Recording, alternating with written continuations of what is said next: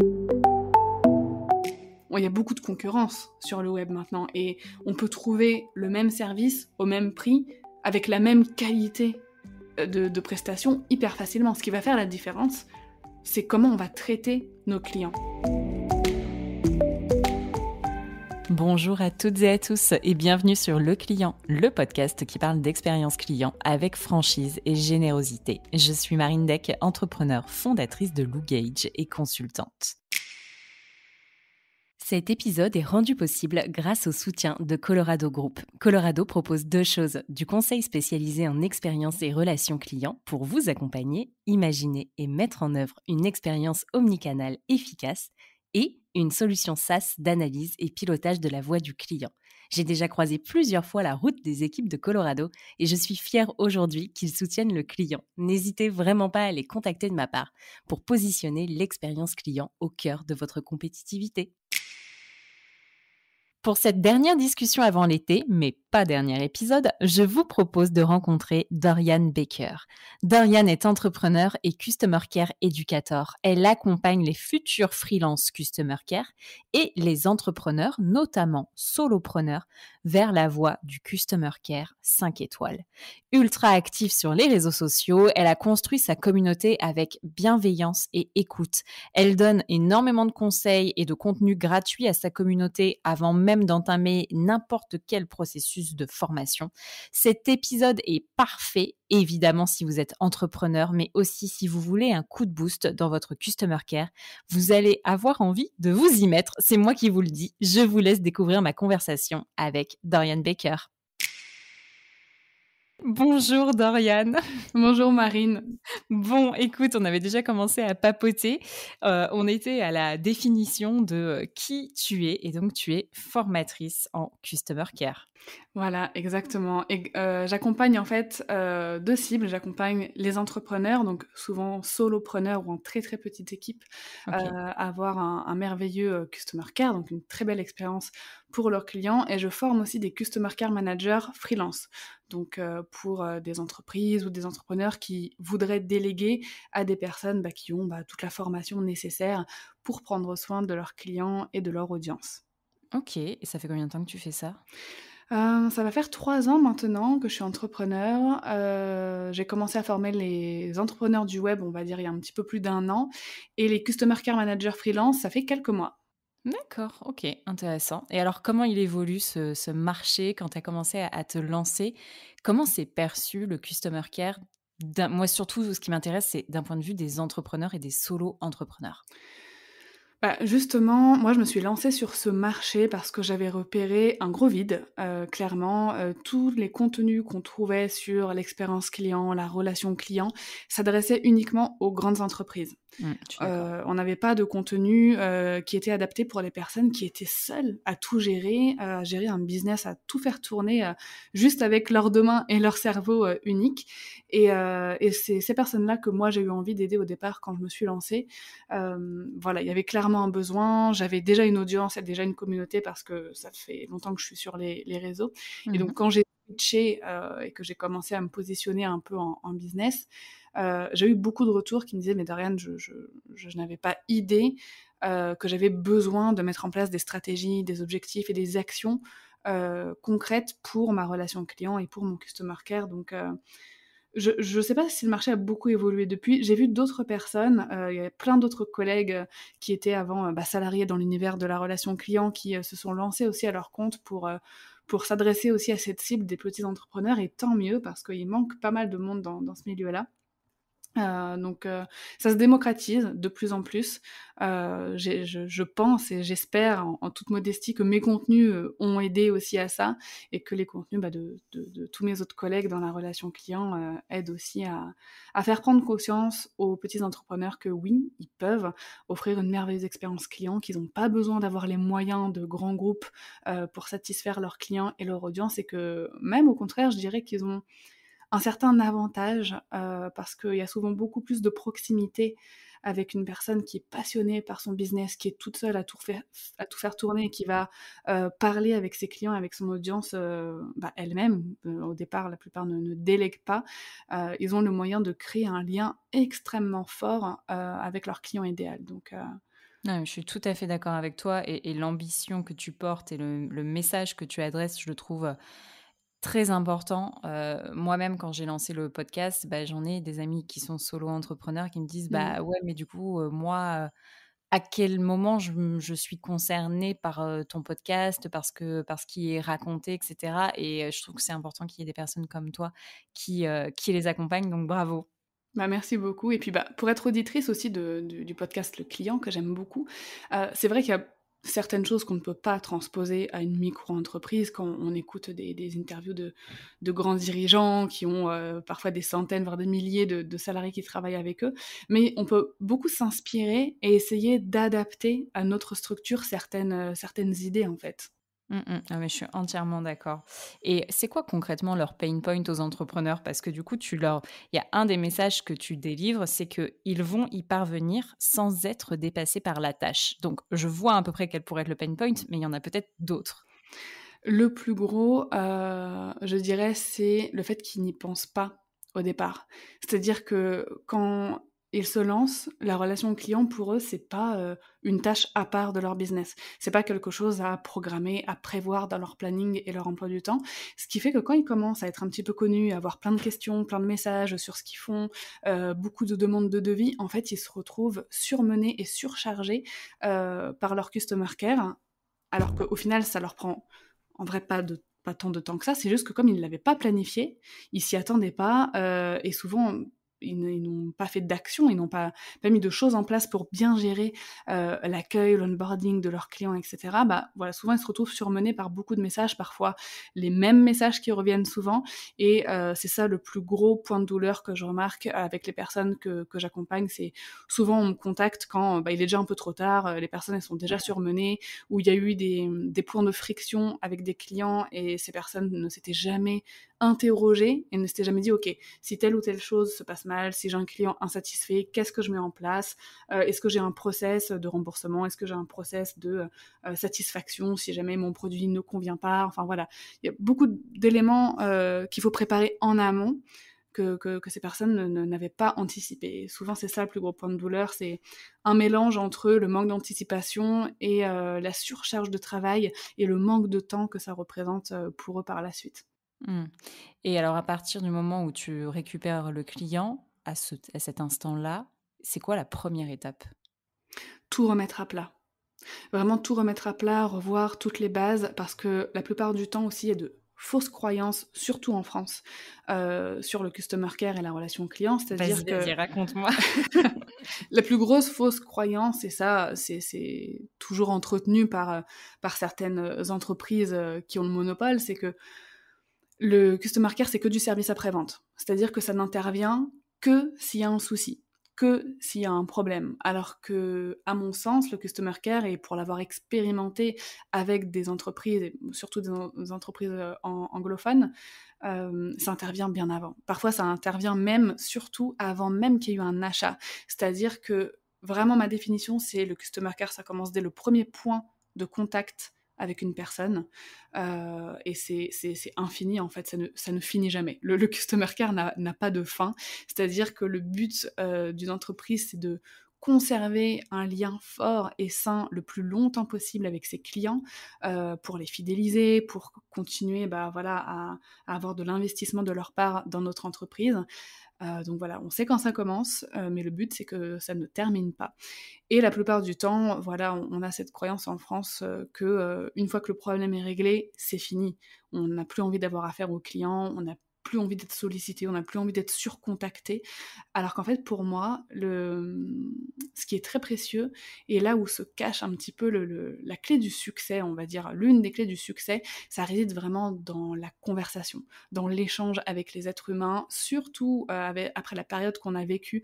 On voit très bien que sur le web et dans le digital, il y a une espèce de besoin de retour, à l'humain, et donc de plus en plus, le customer care va avoir une place très importante, y compris pour les solopreneurs, les freelances et les personnes qui sont toutes seules, à tout gérer. Mmh. Et donc du coup, tu, les aides à avoir un customer care 5 étoiles et je me dis donc tu parlais justement, des mentalités françaises. Tu as été Mmh. formée à l'anglo-saxonne, toi? C'est ça. Alors bon, mes premières, armes, on va dire, je les ai quand même faites dans une entreprise, française. Donc c'était une marque, Mmh.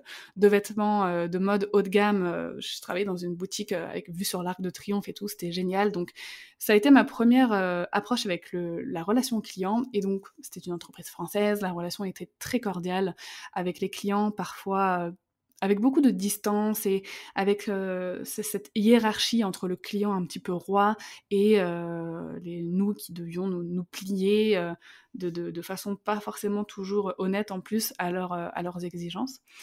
Et un petit peu plus tard dans ma carrière, j'ai, travaillé avec une marque anglaise, donc avec, Lush Cosmetics, dans laquelle j'ai beaucoup évolué parce que, bah, j'ai commencé conseillère de vente, pour ensuite évoluer en tant qu'assistante customer care, manager adjointe et puis j'ai terminé, chef du customer care, donc pour la France, la Belgique et le Luxembourg, donc pour le e-shop, voilà le site e-commerce et un réseau de 50 boutiques. Donc D'accord. je peux dire que je me suis vraiment ultra épanouie et éclatée dans ce job parce que là, j'ai découvert une toute autre vision du customer care. C'était, une relation amicale, enfin presque amicale, de confiance, équilibrée aussi avec le client, c'est-à-dire linéaire. Il y avait pas cette hiérarchie que j'avais pu connaître, dans les entreprises françaises, même si, bah, bien évidemment, il y avait du respect, il y avait du vouvoiement, Mmh. on est bien d'accord, mais au niveau de la relation, c'était vraiment un petit peu comme si on échangeait avec des amis parce qu'on avait envie de conseiller les personnes comme si c'était nos amis. On veut vraiment du bien pour ces personnes et on va les conseiller en conséquence.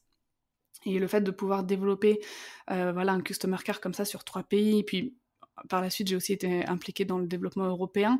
Ça m'a vraiment permis d'avoir une vision ultra globale de ce qu'était la relation client et c'est un peu comme ça que je me suis construite ma définition, en voyant le pouvoir, en fait, des relations humaines, même avec un business qui est dans le digital. Hyper intéressant et justement, vous interagissez beaucoup et tu conseilles d'interagir beaucoup avec la communauté. Oui. Donc c'est-à-dire que, OK, je te pose une question, Dorian, machin, je veux un devis, j'ai un problème de SAV et cetera. Toi, ce que tu conseilles aux entrepreneurs, c'est de toujours réenchérir sur un message. Même si je te dis: «OK, merci Dorian, bonne journée», il faut toujours réenchérir. Alors non, pas forcément. Il OK. faut, comme dans la vraie vie, tu vois, moi, ça, c'est mon conseil phare, c'est vraiment faites comme si vous étiez en train de boire un café avec cette personne. Si la personne en face de toi, elle reste assise, elle continue de te parler, elle a toujours un grand sourire, bah, tu continues et tu gardes la conversation.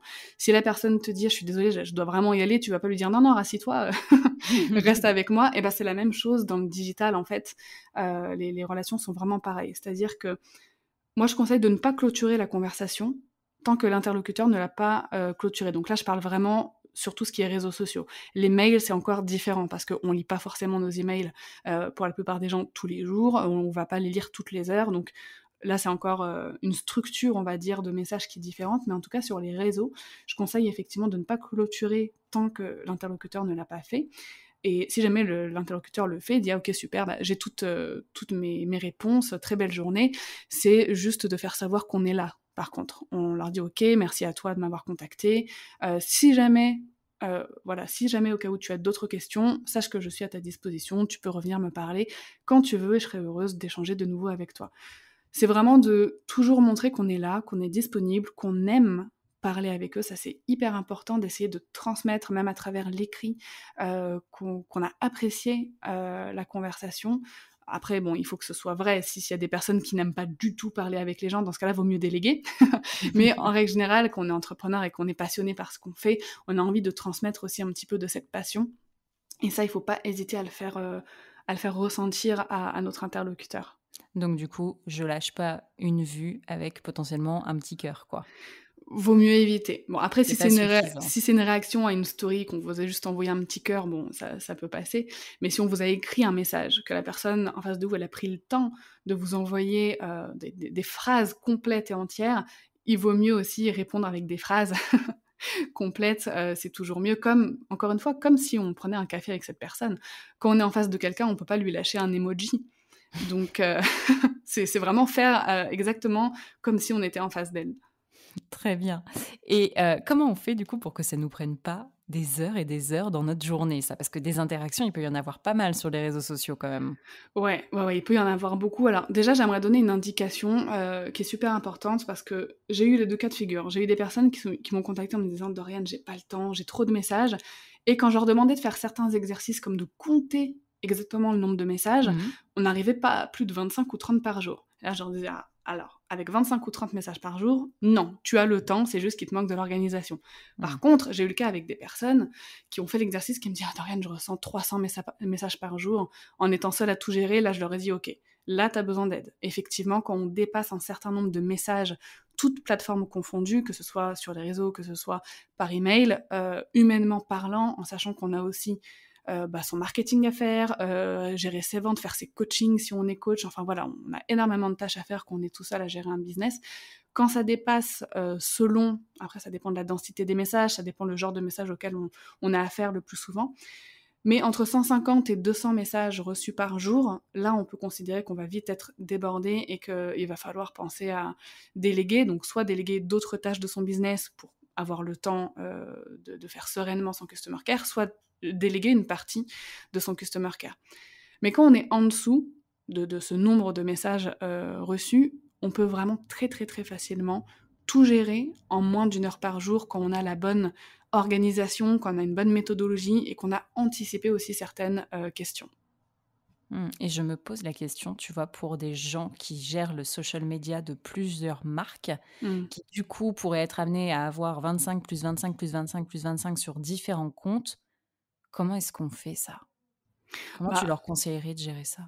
si on est social media manager et que donc on répond pour des clients à leurs clients, à leur Mmh, audience, c'est encore une fois d'être vraiment bien organisé et surtout, il y a un outil qui est ultra puissant, qui est utilisé par énormément de grandes entreprises aussi, c'est d'avoir des templates de réponses.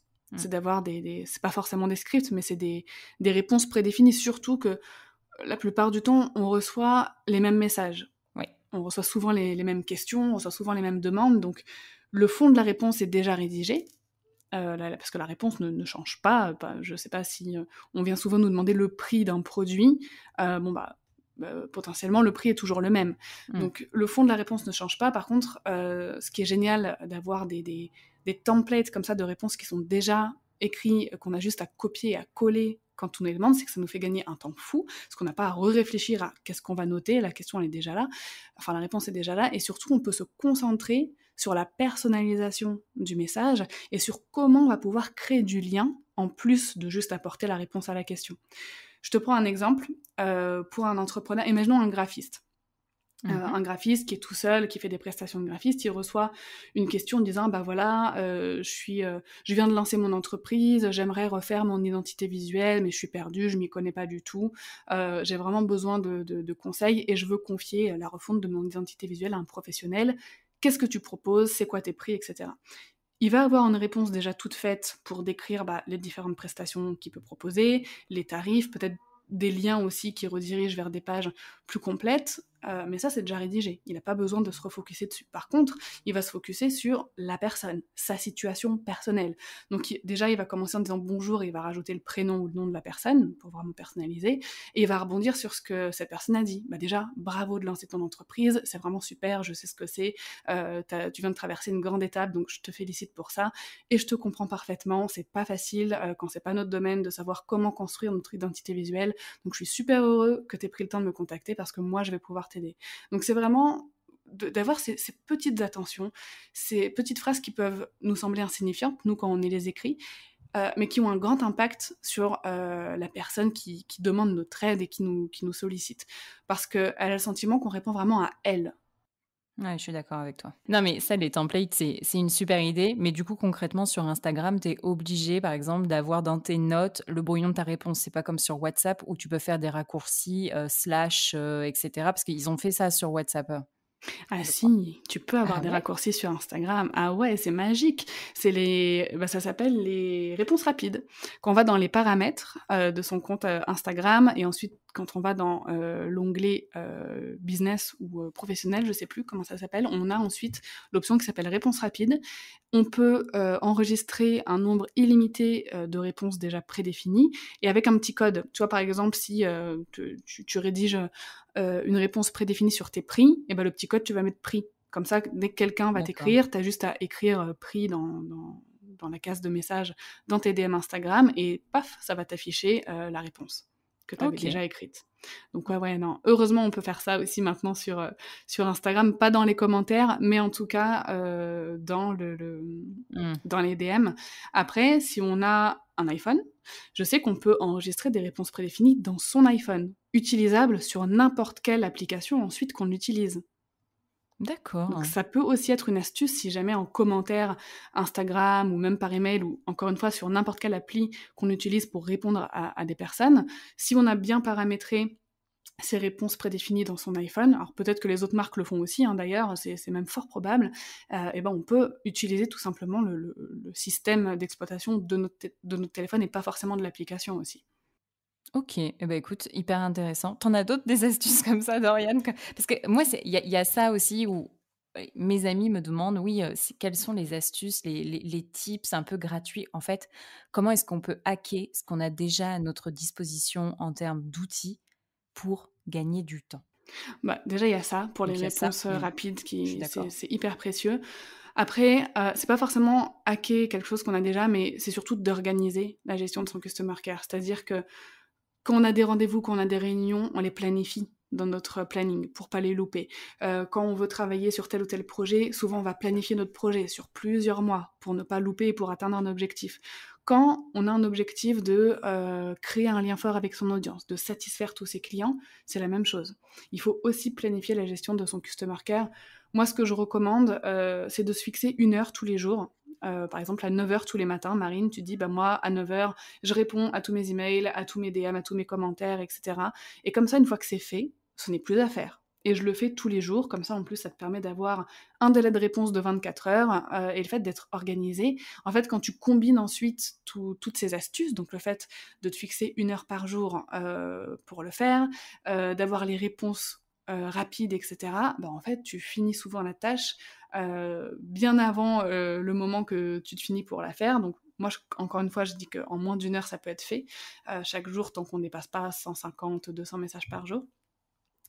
Et ça permet de maintenir une bonne qualité de relation sans non plus que ça empiète sur toutes les tâches qu'on a à faire. Parce que si à 10 heures, tu as terminé de répondre à tous tes messages, bah, tu as toute la journée ensuite pour faire tout ce que tu as à faire pour ton entreprise. Non, mais clairement. Et alors après avoir mis à plat tout ce qu'il y avait à mettre à plat, s'être mieux organisé, qu'est-ce qu'on fait? On peut commencer, une fois que les process sont bien ancrés, c'est-à-dire qu'on a cette organisation, qu'on sait qu'on doit investir du temps dans notre customer care, c'est de mettre en place certains process, surtout par rapport aux produits. Ouais. C'est-à-dire comment on accueille nos clients, que ce soit des coachés, que ce soit quand on est prestataire de service, donc que ce soit juste des clients pour un projet, que ce soit pour une formation en ligne, peu importe, comment est-ce qu'on accueille nos clients, de quelles informations nos clients ont besoin pour bien utiliser notre produit ou notre service. Donc c'est vraiment de créer soit un espace d'accueil sur une plateforme. Je sais qu'il y a beaucoup de professionnels qui commencent à utiliser Notion, donc l'outil Notion pour créer une espèce de plateforme partagée avec toutes les informations dont le client a besoin. Ouais. Donc peut-être les dates clés du projet, l'avancée du projet, les échéances de factures, enfin vraiment voilà une sorte d'espace où il y a toutes les infos pour faire aussi un peu de self-care, parce que c'est hyper important que le client puisse avoir accès aux informations indispensables pour le produit ou le service sans qu'il ait forcément besoin de solliciter à chaque fois l'entrepreneur. Ça fait gagner du temps et au client et à l'entrepreneur aussi. Et si on peut pas mettre en place une plateforme comme ça partagée, c'est vraiment de faire un mail ou une séquence email ou une vidéo aussi, ça peut être très sympa, où toutes les informations sont déjà données dès le départ du projet, du coaching ou de la formation.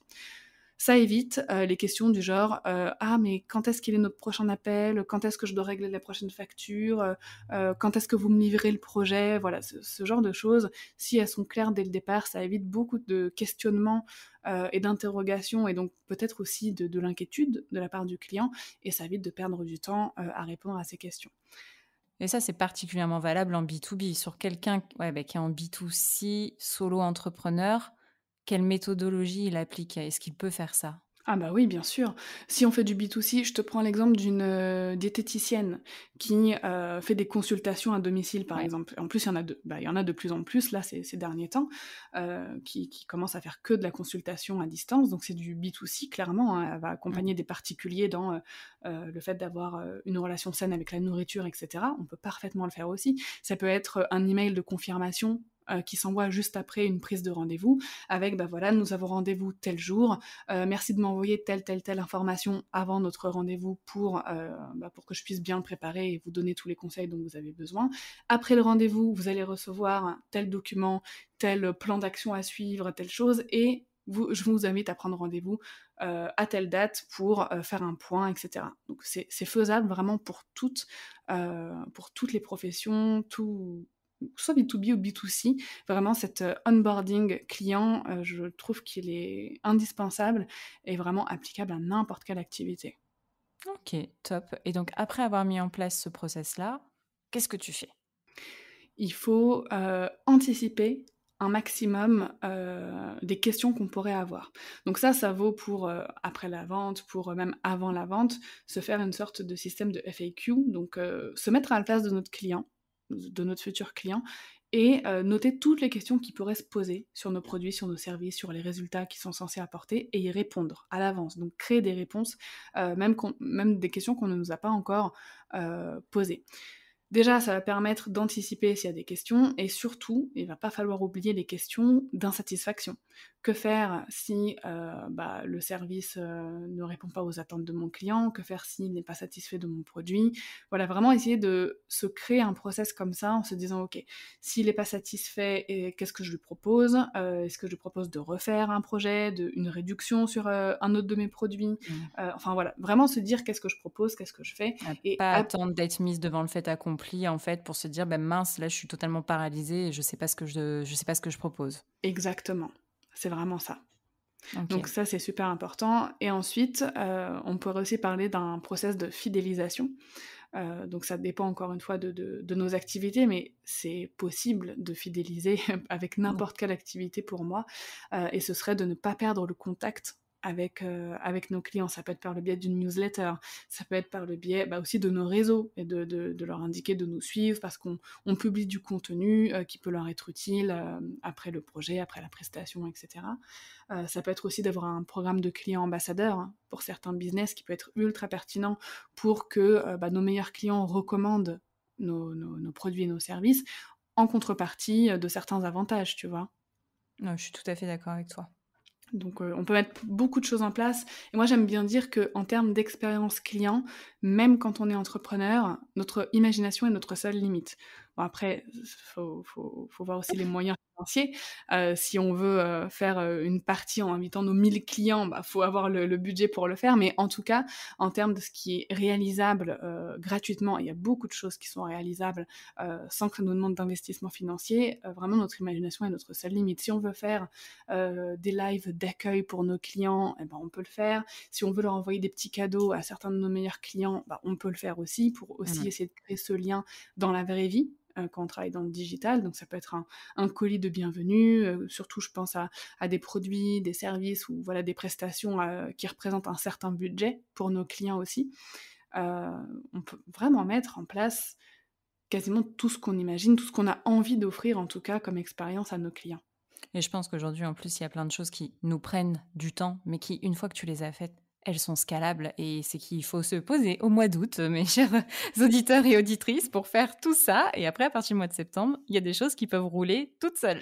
C'est ça, exactement et puis le fait aussi de penser son customer care, de le processer, de vraiment, y réfléchir comme n'importe quelle autre stratégie de notre business, parce qu'on réfléchit aussi à notre stratégie marketing et c'est aussi étroitement lié. Une fois que tout est posé noir sur blanc, c'est beaucoup plus facile de le déléguer aussi par la suite.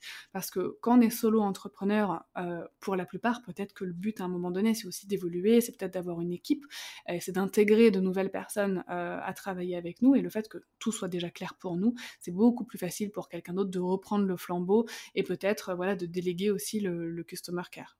Je suis tout à fait d'accord et ça, tu les accompagnes du coup à un moment quand ils passent, cette étape-là, tu as des recommandations sur, en gros, comment est-ce qu'on fait pour, outsourcer, son customer care quand on est solo? Ah bah, c'est pas souvent, évident, c'est pas facile parce que quand on a l'habitude de gérer cette partie-là soi-même, on a l'impression un petit peu de pas de trahir sa communauté, mais de se dire: «Ah bah, quand ils vont m'écrire, ce sera plus moi qui vais répondre» et cetera. Donc déjà, c'est une sorte de shift de mindset à faire en se disant: OK, on a un choix à faire. Est-ce qu'on reste solopreneur et au final, bah, on peut stagner? À moins, encore une fois, comme je disais tout à l'heure, qu'on délègue toutes les autres tâches de notre business et que nous, on n'ait plus qu'à faire le customer care. Ouais, mais je sais pas si être entrepreneur, c'est vouloir faire du customer care sur son produit, tu vois? Sur son service. Voilà, c'est ça aussi, au bout d'un moment. Alors c'est important de le faire quand même au début, Bien pour, sûr. connaître, apprendre à connaître son audience, connaître ses clients, ça c'est hyper important même pour le développement du business. Voilà, au départ, si on peut le faire soi-même, je pense que c'est bien de mettre les mains dans le cambouis Je et à suis un d'accord. moment donné, de le déléguer, c'est aussi très bien pour le développement, du business et une fois qu'on connaît bien ses clients, qu'on connaît bien son audience, on peut justement se focuser sur comment leur apporter encore plus de valeur, comment améliorer nos produits, nos services et se concentrer là-dessus pendant que quelqu'un d'autre, un customer care manager dont c'est le métier, va, vraiment prendre soin de nos clients. Donc il y a vraiment ce petit travail d'état d'esprit à faire en se disant: «Je j'abandonne pas, mes clients et mon audience, au contraire, je leur offre quelque chose, d'encore meilleur pour eux et pour moi au final». Donc il y a déjà ça en place. Ensuite, c'est vraiment d'avoir des process, comme je disais tout à l'heure, très, très clairs et même d'avoir comme une fiche, d'identité, en fait, de son customer care. Je sais que ça, c'est quelque chose que je donne aussi à remplir dans ma formation, comme une charte graphique, tu vois? Mmh. Qu'on communiquerait à toutes les personnes qui vont, créer des visuels, s'occuper de notre site internet et cetera. C'est un petit peu la charte, de notre customer care, donc le ton qu'on veut employer, la façon dont on veut s'exprimer avec nos clients, le vocabulaire aussi, le champ lexical qu'on veut absolument continuer d'utiliser, selon les valeurs de la marque aussi. Tu vois, par exemple, une marque très luxe, qui veut faire sentir ses clients, prestigieux, luxueux, bah, on va pas utiliser le même lexique qu'un coach sportif qui veut que, ses clients se sentent motivés, énergiques, dès le matin, qu'ils aient envie de prendre soin de leur santé. Tu vois, on va partir sur 2 champs lexicaux totalement différents. Ça, faut que ce soit noté. Faut qu'on note les valeurs aussi très importantes à faire ressortir. Toutes les informations comme ça qui concernent le customer care, donc après bien évidemment les réponses types, la FAQ et cetera, pour, que la personne qui reprend le flambeau puisse vraiment s'imprégner de notre ton, de la façon dont on veut accueillir, et échanger avec, son audience et ses clients, pour qu'elle puisse la retransmettre ensuite, au quotidien dans son travail. Mmh. Et alors dis-moi Dorian, si on veut faire une bonne action cet été et commencer à travailler là-dessus, tu penses qu'il faudrait que chaque entrepreneur se pose combien de temps? Voilà, histoire de tout remettre à plat, dire alors on va dire: «Je me suis déjà lancée, j'ai commencé à comprendre qui étaient mes clients et cetera. J'aimerais m'améliorer d'un point de vue du customer care. Je vais me poser cet été. J'en ai pour combien de temps à peu près? Déjà, juste à remettre les choses à plat et essayer de définir des process et une mini stratégie. Moi, je pense qu'il faut réserver 2 heures. 2 bonnes heures avec, un café, un thé, un cocktail en terrasse, peu importe. Mais en tout cas, créer un moment agréable autour de cette remise en question aussi de son customer care. Parce que c'est pas forcément facile, parce que ça nécessite aussi de déconstruire, des choses qu'on aurait pu mettre en place et je sais que c'est un sujet qui, pour certains entrepreneurs, c'est vraiment une corde sensible. C'est-à-dire que quand on pointe du doigt des choses qui ne vont pas dans leur customer care, ah, on répond pas à tous les commentaires, on répond pas à tous, les DM, ah, on répond pas à tous nos emails rapidement et cetera. Parfois, il peut y avoir un sentiment de culpabilité qui va Ouais. naître, et c'est pas non plus facile. Donc déjà, ne culpabilisez pas parce que si vous avez pas pu, gérer votre customer care comme vous en aviez envie dès le départ, c'est, bah, déjà de 1 qu'on personne ne vous y a sensibilisé et de 2 quand on est entrepreneur, on a déjà tellement de choses à faire que ça peut être normal de ne pas penser à ce genre de choses. Donc vraiment de créer un moment agréable autour de cette tâche, se fixer 2 heures et se mettre à la place de notre client. OK, quand notre client débarque sur notre site, qu'est-ce qui se passe pour lui? Quand il commande un de mes produits, quand il fait appel à un de mes services, qu'est-ce qui se passe pour lui? Est-ce que c'est fluide? Est-ce qu'il doit me contacter à chaque fois qu'il a une question? Est-ce qu'il a un espace pour lui? Qu'est-ce qui est agréable pour lui? Qu'est-ce qui, au contraire, n'est pas très fluide et que je peux retravailler? Vraiment refaire son parcours client soi-même, en se mettant à la place de notre client. Demander aussi, peut-être à un ami ou quelqu'un qui n'a pas vraiment connaissance de notre business, de le faire et de nous faire un retour sur tous les points de friction qu'il a pu rencontrer, tous les blocages qu'il a pu rencontrer. Ça aussi, c'est super intéressant de demander à quelqu'un de faire ce jeu. Et de nous dire ces feedbacks sans langue de bois, sans mâcher ses mots, pour que nous, on puisse vraiment être conscients ensuite des améliorations qu'il y a à faire. Donc c'est déjà ça. Et ensuite, pour la deuxième partie, c'est de se dire, ok, qu'est-ce que j'aimerais pour mes clients? Comment j'ai envie qu'ils soient accueillis? Qu'est-ce que j'aimerais qu'ils ressentent quand ils débarquent sur ma page Instagram, sur mon site internet? Qu'est-ce que j'aimerais qu'ils ressentent quand je leur réponds, quand ils me font une demande de devis? C'est vraiment de se dire ça. Donc en règle générale, on va avoir plein de sentiments positifs. Donc on parle vraiment d'émotions, il faut lister des émotions. Ouais, vraiment là, c'est vraiment des émotions, le ressenti, c'est super important. Il y a une citation que j'aime beaucoup, je sais plus de qui par contre, qui dit: «Les gens oublient ce que tu fais, ce que tu dis, mais par contre, ils n'oublient jamais, ce que tu leur as fait ressentir». Et Ah ça, c'est vrai. punaise, Et c'est pareil pour un je sais business. plus, je sais plus Je qui. sais plus qui l'a Mais dit. c'est pas Steve Jobs? Non.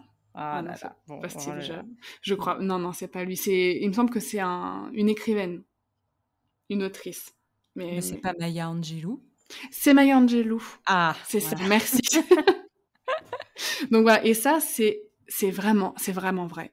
Replongez-vous, on va essayer de faire une petite introspection. Replongez-vous, par exemple, dans votre enfance. On a forcément tous, à un moment donné, ressenti la honte. Ça, je parle de la honte parce que c'est une émotion qui est ultra puissante et en règle générale, on n'oublie jamais un moment où on a eu honte. Et si jamais c'est des personnes qui nous ont provoqué ces émotions-là, des moqueries dans la cour de récré, des moqueries, surtout quand on est adolescente, etc., ou ce genre de choses, ces personnes aussi, vous vous en souvenez. Même si ça fait des années que vous leur avez pas parlé, vous vous souvenez de qui a provoqué ce sentiment de honte chez vous. Et voilà, là, je pense que tout le monde a l'image Très, très bien, très, très bien. voilà, d'une personne qui pop en tête. Eh ben, c'est pareil avec votre business, mais vous voulez que ce soit l'inverse. Si je prends l'effet inverse, vous vous souvenez aussi forcément d'une personne qui a fait naître en vous de l'émerveillement, encore mieux de l'amour, ce genre de choses. Donc vous, c'est pareil, vous cherchez à provoquer ce genre d'émotion, ce genre d'émotion chez vos clients. Vous voulez qu'ils se sentent satisfaits, qu'ils se sentent compris. Alors encore une fois, ça dépend de chaque secteur d'activité, mais justement, certains secteurs d'activité peuvent aussi avoir une force énorme. Tout ce qui est dans le domaine du sport, de la santé, du développement de business, de l'empowerment féminin aussi. On peut vraiment faire ressentir énormément d'émotions. Moi aussi, même si je suis dans le milieu du customer care, j'essaye beaucoup de transmettre ce côté empouvoirment. C'est-à-dire que oui, vous êtes capable d'avoir un super customer care, vous allez le faire, vous pouvez le faire. Toutes les personnes ont en elles ce pouvoir de rendre heureux d'autres personnes, ça j'en suis persuadée, que ce soit dans notre cercle personnel ou que ce soit nos clients, on a tous cette capacité-là, donc on peut transmettre énormément d'émotions quand on a un business à travers notre customer care, et on peut en plus se servir d'autres outils. Ça peut être notre branding, donc notre identité visuelle, mais aussi l'identité sonore, enfin tout ce qui fait partie de l'identité de notre marque. Encore une fois, le champ lexical, quels mots on va utiliser. Les mots, quand on communique par écrit, par email, etc., ils ont un impact extrêmement fort. Le ton qu'on emploie, la ponctuation. Il y a une différence entre répondre bonjour, le prix de ma formation est de 400 €, belle journée. Et répondre bonjour, merci beaucoup pour votre message, ça me fait trop plaisir que vous soyez intéressé par ma formation, vous allez rendre tous vos clients heureux avec, et je suis trop impatiente de vous accompagner. La valeur de ma formation est de 400 € et je suis à votre disposition si vous avez la moindre question. En attendant, voici le lien pour plus d'informations. Très belle journée. Il y a vraiment une différence, tu vois, Ah mais entre c'est certain. ces deux façons de répondre, et c'est à la portée de tout le monde de provoquer Mais il y a les des gens émotions qui qu'ils ont un veulent. don quand même pour ça, je trouve, tu vois? Qui ont une façon de s'exprimer, d'écrire et dont la ponctuation fait que tu entends cette variation sonore, en fait, quand tu lis le message, et j'aimerais tellement faire un épisode sur le pouvoir des mots, ou même Mmh. colle-moi un épisode sur le pouvoir des virgules et des points-virgules si tu veux, mais je suis sûre que c'est hyper intéressant et qu'il y a plein de choses à faire. Non, c'est sûr, et sur la mise en garde de trop de points d'exclamation aussi dans un email. Aussi. Non, c'est accessoirement. sûr. Après, c'est vrai qu'il y a des personnes qui ont plus cette facilité, ça va aussi dépendre de notre personnalité et c'est aussi pour ça que c'est important de se connaître. Pas forcément customer care, mais pour gérer tout son business. Par exemple, connaître son profil MBTI. Je sais pas si tu connais, mais voilà, une fois qu'on connaît un petit peu la façon qu'on a de fonctionner, on peut plus facilement corriger certaines choses. Si on a une tendance à être introverti, qu'on est très mal à l'aise pour répondre aux gens, et cetera, bah, il va falloir oui, fournir un effort supplémentaire pour apprendre comment le faire, mais ça s'apprend. Ah bah, de toute façon, tout s'apprend, hein, et à partir du moment où déjà tu en as conscience, et bah, écoute, plan d'action et puis, ça pourra que aller vers le mieux. Voilà, c'est ça et puis, encore une fois, rien n'est figé, c'est-à-dire que si on n'est vraiment pas à l'aise, si on n'aime pas ça, le customer care, il y a aucune honte à ne pas aimer ça. Je veux dire, il y a plein de tâches dans notre business qu'on n'aime pas faire, mais qu'on doit quand même faire Mais c'est clair. et il y a aucun souci, et bah, faut se dire qu'il y a des gens qui aiment faire ça et dont c'est le métier et voilà, faut pas hésiter à demander, de faire appel à d'autres professionnels, à déléguer, à demander de l'aide, en fait. Mmh mh. Qu'est-ce qui t'énerve le plus en relation client? La non-réponse. Ça, je crois que c'est le pire. Il y a vraiment 2 choses. Il y a la non-réponse, donc le fait de quand on contacte une marque, un entrepreneur pour, Mmh. n'importe quelle question que ce soit, c'est de ne pas avoir de réponse. Alors si en plus la personne a vu le message et ne répond pas, ça envoie vraiment une image de la marque ultra négative, genre, on se sent vraiment snobé quoi, heu et ça provoque vraiment pas du tout des émotions, positives. Ou sinon, il y a aussi la réponse inappropriée. Et ça, souvent, c'est provoqué chez des entrepreneurs qui sont débordés et qui ont une charge mentale tellement énorme que ça se sent, en fait, dans leurs réponses. On voit D'accord. ça souvent, pour les questions qui sont redondantes et je prends un exemple. Sur un post Instagram, tu vois, par exemple, s'il y a quelqu'un qui parle, de son produit et qui va noter le prix, imaginons tout en bas de la description de son post. Si dans, ses commentaires, va y avoir plusieurs «Quel est le prix? Quel est le prix? Est-ce que je pourrais avoir le prix, s'il vous plaît?» Il est fort probable, et ça m'est déjà arrivé, de tomber sur des réponses qui disaient, «Non mais merci de lire l'intégralité, du post parce que c'est noté dedans. Je n'ai pas que ça» et j'ai déjà vraiment littéralement vu ça mot pour mot. «Je n'ai pas que ça à faire de répondre à des questions auxquelles il y a déjà la réponse dans le contenu». Ça aussi, c'est quelque chose, alors c'est pas forcément que ça m'énerve, mais ça allume en fait une sorte d'alarme dans ma tête parce que je sais que la personne n'a pas forcément eu envie de répondre comme ça, mais souvent elles sont tellement à bout donc qu'elles savent plus comment gérer. Ça, c'est vraiment danger. Ça envoie une super mauvaise image de l'entreprise et le pire, c'est que ça prend moins de temps de répéter le Mmh. prix que de montrer qu'on est énervé et que la personne, elle a posé une question inutile et puis en plus on fait ressentir à la personne qu'elle dérange, et limite qu'elle est bête parce qu'elle a pas lu, tout le post. Mais ce qu'il faut savoir, et ça, c'est aussi une des croyances qu'il y a beaucoup, en France, c'est que on se dit souvent que c'est les clients qui ont besoin de nous. C'est les clients qui ont besoin, de nos produits, de nos services parce qu'on leur apporte une solution. Alors qu'en fait, on a autant besoin l'un de l'autre. Ils ont autant besoin de nos produits, de nos services et de nos solutions que nous, on a besoin d'eux, de leur investissement financier, mais aussi personnel dans nos business. Sans nos clients, on ne peut pas faire évoluer nos business, ça c'est un fait. C'est même pas une interprétation que je fais, c'est juste un fait véridique. Si on n'a pas de clients, on n'a pas de business. Mmh. Donc voilà, il faut remettre un petit peu aussi à sa place la relation qu'on a avec son client. Alors non, notre client, ce n'est pas un roi qui est placé au-dessus de nous dans la hiérarchie, c'est pas non plus quelqu'un qui a besoin de nous et qui est en dessous de nous, c'est un ami. On est censé avoir une relation équilibrée, saine et linéaire avec cette personne. Donc si on a besoin de lui pour faire notre chiffre d'affaires, pour vendre nos produits, pour avoir des retours sur nos produits, pour encore plus améliorer notre business, si on a besoin de lui aussi pour nous laisser des avis, pour pouvoir calculer notre NPS, notre taux de satisfaction, eh ben, il faut aussi lui faire comprendre qu'il est indispensable et lui donner le respect qu'il mérite, c'est-à-dire répondre à toutes ses questions, même s'il n'a pas pris le temps, de lire l'intégralité de la FAQ, même si, parce que lui aussi il veut que ça aille vite. Un client maintenant, surtout, sur le digital, il veut une réponse rapidement. Bon, il y a beaucoup de concurrence sur le web maintenant et on peut trouver le même service au même prix avec la même qualité, de prestation hyper facilement. Ce qui va faire la différence, c'est comment on va traiter nos clients. C'est la façon dont on va les accueillir. C'est le customer care, c'est un élément de différenciation, surtout là en 2021, qui est l'un des principaux en fait, tout simplement.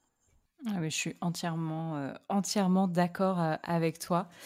Mais du coup, ça me fait penser à l'épisode qu'on a sorti cette semaine, Le client est-il roi, tu sais? Ah oui, bah, ça, c'est vraiment un sujet qui me l'un des premiers sujets que j'ai traité, quand j'ai commencé à publier du contenu sur le customer care, Mmh. hem, parce que je trouve que cette phrase: «Le client est roi», peut être très, très mal interprétée par certains jeunes entrepreneurs en plus, qui pourraient se retrouver prisonniers, tu sais, de leur relation client. Mmh. C'est-à-dire de dire oui à toutes les demandes de réduction, de dire oui, tu vois, pour un prestataire, si le client veut rajouter des tâches, veut rajouter un nombre d'heures sans vouloir payer, bah, c'est de dire oui à ça et de pas respecter ses propres limites. Le customer care, c'est pas satisfaire ses clients à tout prix. C'est satisfaire ses clients en respectant nos valeurs, en respectant notre temps, et notre prix. Et donc c'est pour ça que la phrase «le client est roi», heu, ça crée pour moi un déséquilibre, comme je disais dans la relation. Ouais, non, mais c'est très, très clair. Et qu'est-ce qui t'anime le plus en relation client? Qu'est-ce qui te plaît le plus? Ouais, les échanges, les conversations. Heu, alors ça prend du temps, oui, mais après moi je c'est un objectif que j'ai, c'est vraiment d'échanger avec un maximum de personnes. Mmh. Mais l'humain en fait, tout simplement les gens qu'on a en face de nous. Et souvent je me rends compte que quand certains clients sont un petit peu agressifs, sont un petit peu, voilà, très facilement insatisfaits ou qui posent beaucoup de questions, qui reviennent vers nous, c'est jamais pour, nous embêter. C'est souvent que ça dénote d'un souci qu'ils ont eux, de leur côté. Et parfois il y a des personnes qui sont tellement seules dans leur vie qu'ils trouvent pas d'autres interlocuteurs que des marques, des entités ou des personnes qui ont l'air Et d'être c'est vrai disponibles qu'il y pour en eux. a comme ça. Mmh. Et il y en a plus qu'on ne le pense, et moi parfois, bah, je prends du temps pour échanger avec des personnes. Alors à un moment donné, quand je vois que le problème est totalement hors de ma zone d'expertise, bah, je le dis et je redirige vers autre chose, mais ça me permet aussi de comprendre un petit peu vraiment la problématique, des gens. Et c'est pour ça que j'ai pu construire un programme qui se focalise sur, le problème de la gestion du temps, du surmenage, de la charge mentale, parce qu'en plus je m'adresse beaucoup aux femmes, donc je sais que le customer care, c'est en plus une charge mentale énorme qu'elles ont dans leur vie, en plus de leur business. Et il suffit qu'elles aient des enfants, et cetera, alors là, leur charge mentale est juste, heu, borderline, quoi. Et le fait d'avoir échangé comme ça de façon un peu plus personnelle avec les gens, ça m'a permis de vraiment, vraiment les comprendre et de savoir que leur problème, c'était pas juste de savoir comment satisfaire leurs clients, c'est de savoir comment satisfaire leurs clients en ayant le moins de charge mentale possible Mmh. aussi.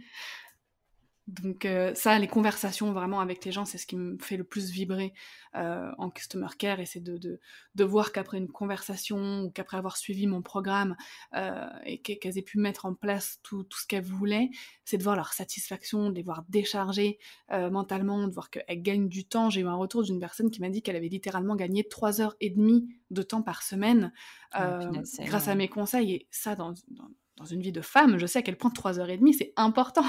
Mmh, mmh, mmh, mmh. Donc voilà, moi, c'est ça qui me fait vibrer, en tout cas à titre perso. D'accord.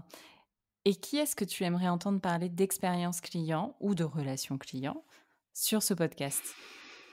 Mmh. Ah, j'aurais plusieurs personnes. Je peux en citer plusieurs. Oui, oui, bien sûr, vas-y. Alors j'aime beaucoup la marque, M Skincare. Je sais pas si tu connais, qui Oui, a été fondée Mathilde par, Lacombe? ouais, voilà, Mathilde Lacombe. Donc j'aimerais bien entendre, cette marque, pas forcément elle, parce que je sais pas si c'est elle qui est en charge de l'expérience client, dans cette marque, mais voilà, la personne en charge de l'expérience client chez eux, parce que je suis cliente et j'aime beaucoup, tout ce qu'ils ont mis en place, voilà, au niveau de l'expérience client. Et pourquoi pas, alors dans un tout autre registre, une personne en charge de l'expérience client chez Apple. Ah! Surtout au niveau de l'expérience d'achat, parce que, alors, on aime ou on n'aime pas la marque, mais ils ont quand même investi beaucoup dans l'expérience client. Et le parcours qu'ils ont mis en place est hyper intéressant, je trouve. L'autre jour, je crois que je lisais un article sur, je crois que c'est IKEA qui a le plus investi en expérience client avant-vente. Aussi, tu vois? Mais je suis d'accord sur Apple, mais c'est vrai que IKEA se défend quand même pas mal sur le sujet, avec un tout autre concept, hein, évidemment, mais ce serait hyper intéressant. Ouais, alors avec un autre concept. Et par contre, je trouve que IKEA, oui, ils ont investi sur le service client avant-vente, mais qui est quand même super orienté, sales. C'est-à-dire qu'on est d'accord, quand tu vas chez IKEA juste pour aller t'acheter un couteau, passer par toutes les pièces de la maison et devoir te taper 20 minutes de marche, Voilà, selon les besoins de chaque client, c'est pas forcément Ah bah personnalisé, non, quoi. non, ça c'est certain.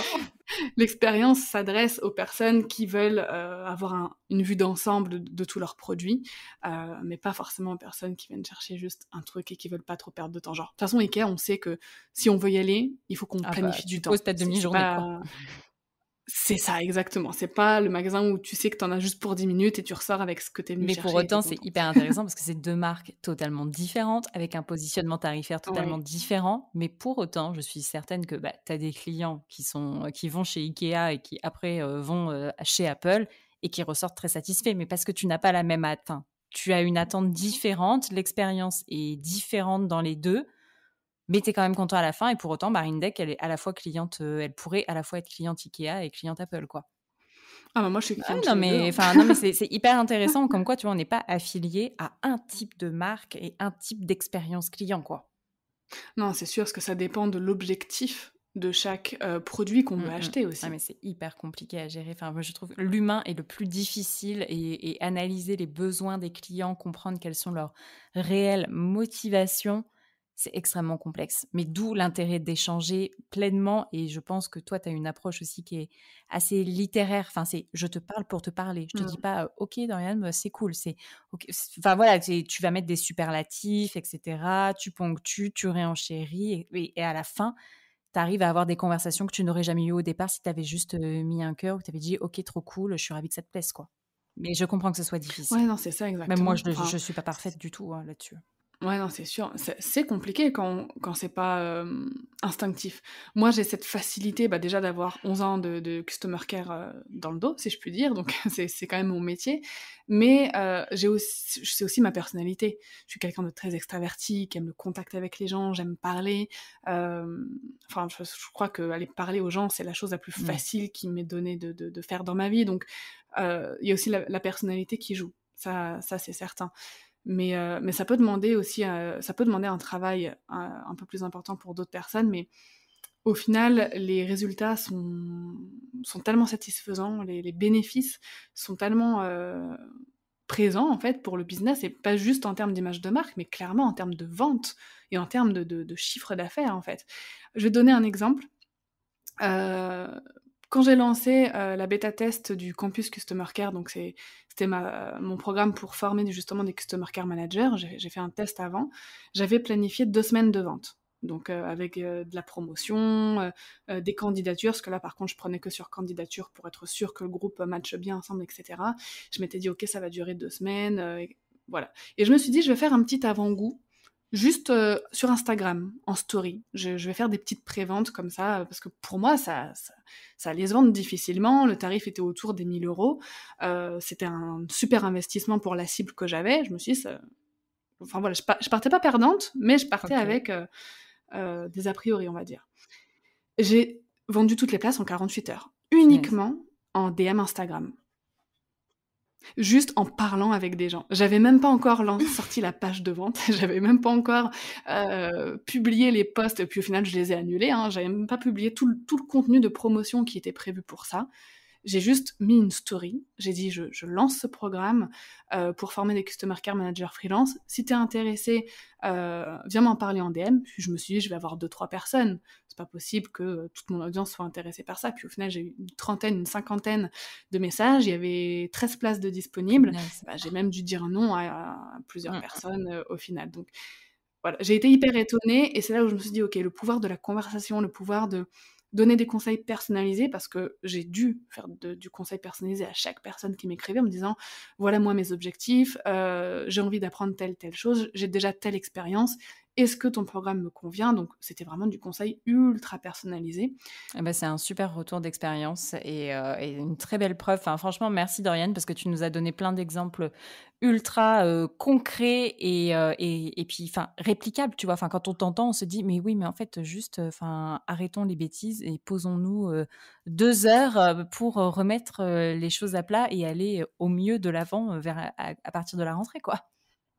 C'est ça exactement, et surtout aller au plus simple et aller à l'essentiel. C'est que souvent on se dit qu'il faut mettre en place tout un tas, tu vois, comme j'avais fait là, tout un tas de stratégies, de contenus, de choses. Alors oui, ça peut aider, mais parfois aller au plus simple, quand on a un produit qui répond précisément à un point de douleur, à une souffrance de nos clients, parfois juste en parler et se rendre disponible pour conseiller, les gens, ça peut faire toute la différence. Eh beh, ouais. Enfin, de toute façon, j'ai une autre phrase aussi phare, j'aime bien dire que même la meilleure des stratégies marketing ne fonctionne pas si derrière il y a pas le customer care qui suit.